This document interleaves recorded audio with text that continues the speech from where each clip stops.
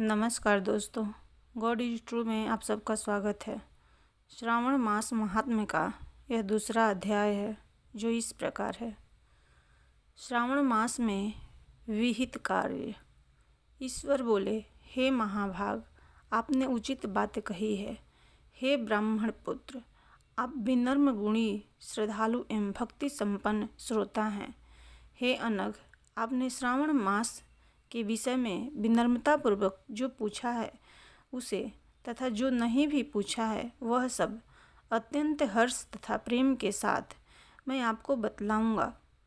द्वेष न करने वाला सबका प्रिय होता है और आप उसी प्रकार के विनम्र हैं, क्योंकि मैंने आपके अभिमानी पिता ब्रह्मा का 5वां मस्तक काट दिया था, तो भी आप उस द्वेष भाव का त्याग कर मेरी शरण को प्राप्त हुए हैं।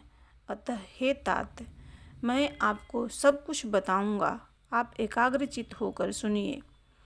हे योगिन, मनुष्य को चाहिए कि श्रावण मास में नियम पूर्वक नर्त व्रत करें और पूरे महीने भर प्रतिदिन रुद्राभिषेक करें।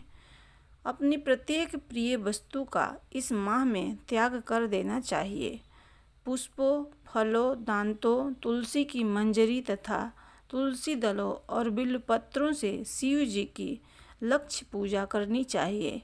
1 करोड़ शिवलिंग बनाना चाहिए और ब्राह्मणों को भोजन कराना चाहिए। महीने भर धारण पारण व्रत अथवा उपवास करना चाहिए। इस मास में मेरे लिए अत्यंत प्रीतिकर पंचामृत अभिषेक करना चाहिए। इस मास में जो जो शुभ कर्म किया जाता है वह अनंत फल देने वाला होता है। हे मुनि, इस माह में भूमि पर सोएं, ब्रह्मचारी रहें और सत्य वचन बोलें।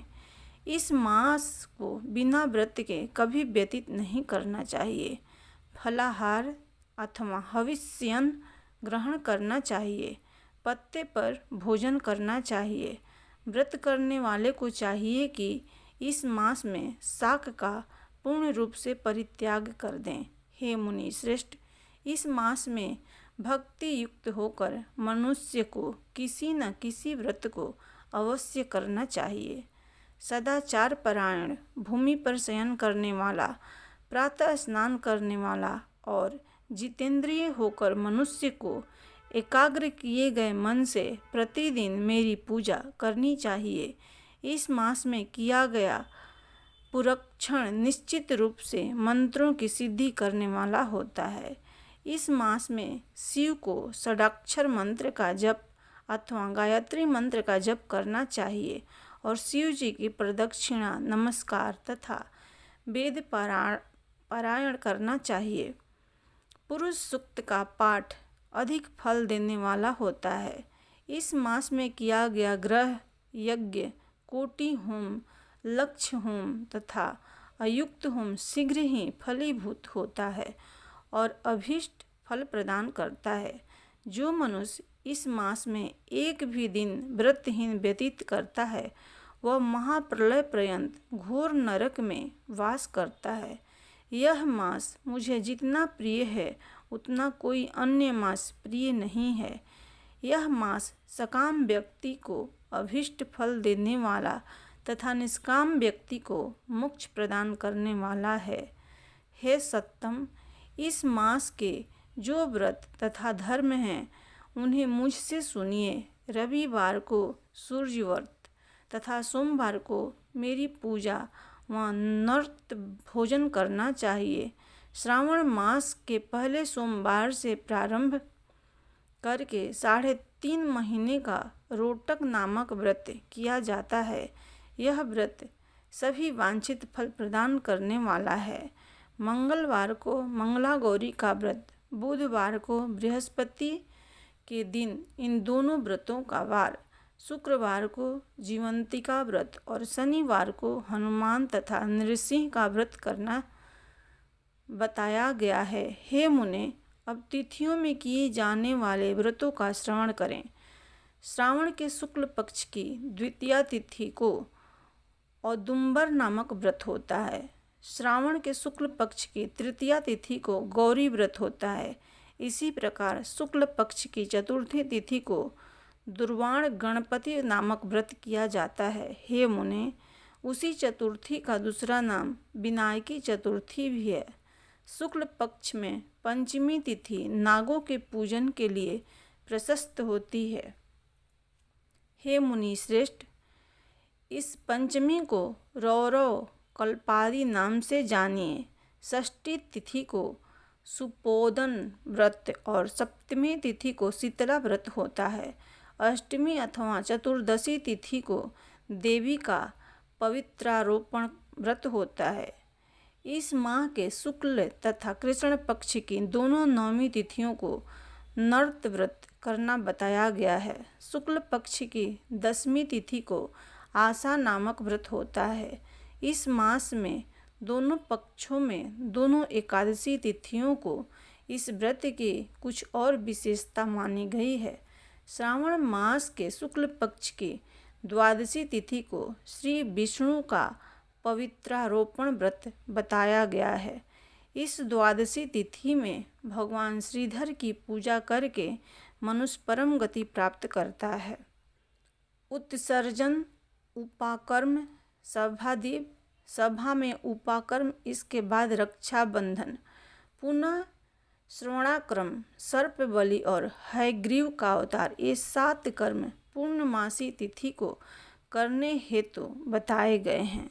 श्रावण मास के कृष्ण पक्ष में चतुर्थी तिथि को संकष्ट चतुर्थी व्रत कहा गया है और श्रावण मास के कृष्ण पक्ष की पंचमी तिथि के दिन मानव कल्पादि नामक व्रत को जानना चाहिए। हे द्विजोतम, कृष्ण पक्ष की अष्टमी तिथि को श्री कृष्ण का पूर्णावतार हुआ। इस दिन उनका अवतार हुआ, अतः महान उत्सव के साथ इस दिन व्रत करना चाहिए। हे मुनि श्रेष्ठ, इस अष्टमी को मनवादी तिथि जानना चाहिए। श्रावण मास की अमावस्या तिथि को पिठोरावर्त व्रत कहा जाता है। इस तिथि में कुशों का ग्रहण और वृषभों का पूजन किया जाता है। इस मास में शुक्ल पक्ष की प्रतिपदा तिथि से लेकर सब तिथियों के पृथक पृथक देवता हैं। प्रतिपदा तिथि के देवता अग्नि, द्वितीया तिथि के देवता ब्रह्मा, तृतीया तिथि के गौरी और चतुर्थी के देवता गणपति हैं। पंचमी के देवता नाग हैं और षष्ठी तिथि के देवता कार्तिकेय हैं। सप्तमी के देवता सूर्य और अष्टमी के देवता शिव हैं। नवमी की देवी दुर्गा, 10वीं के देवता यम और एकादशी तिथि के देवता विश्वदेव कहे गए हैं। द्वादशी के विष्णु तथा त्रयोदशी के देवता कामदेव हैं। चतुर्दशी के देवता शिव, पूर्णिमा के देवता चंद्रमा और अमावस्या के देवता पीतर हैं। ये सब तिथियों के देवता कहे गए हैं। जिस देवता की जो तिथि हो, उस देवता की उसी तिथि में पूजा करनी चाहिए। प्रायः इसी मास में अगस्त्य का उदय होता है। हे मुने, मैं उस काल को बता रहा हूँ, आप एकाग्रचित्त होकर सुनिए। सूर्य के सिंह राशि में प्रवेश करने के दिन से जब 12:40 घड़ी व्यतीत हो जाती है, तब अगस्त्य का उदय होता है। उसके 7 दिन पूर्व से अगस्त्य को अर्घ्य प्रदान करना चाहिए। 12 मासों में सूर्य पृथक पृथक नामों से जाने जाते हैं। उनमें से श्रावण मास में सूर्य गभस्त्री नाम वाला होकर तपता है। इस मास में मनुष्यों को भक्ति संपन्न होकर सूर्य की पूजा करनी चाहिए। हे सत्तम, 4 मासों में जो वस्तुएं वर्जित हैं उन्हें सुनिए। श्रावण मास में शाक तथा भाद्रपद में दही का त्याग कर देना चाहिए। इसी प्रकार अश्विन में दूध तथा कार्तिक में दाल का परित्याग कर देना चाहिए।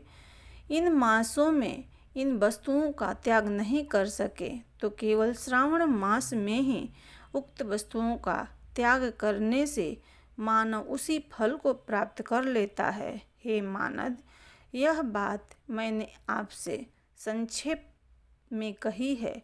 हे मुनिश्रेष्ठ, इस मास के व्रतों और धर्मों के विस्तार को सैकड़ों वर्षों में भी कोई नहीं कह सकता। मेरी अथवा विष्णु की प्रसन्नता के लिए संपूर्ण रूप से व्रत करना चाहिए। परमार्थ की दृष्टि से हम दोनों में भेद नहीं है। जो लोग भेद करते हैं वे नरकगामी होते हैं। अतः हे सनत कुमार, आप श्रावण मास में धर्म का आचरण कीजिए। इस प्रकार ईश्वर सनत कुमार संवाद के अंतर्गत श्रावण व्रतोद्देशनक नामक दूसरा अध्याय पूर्ण हुआ।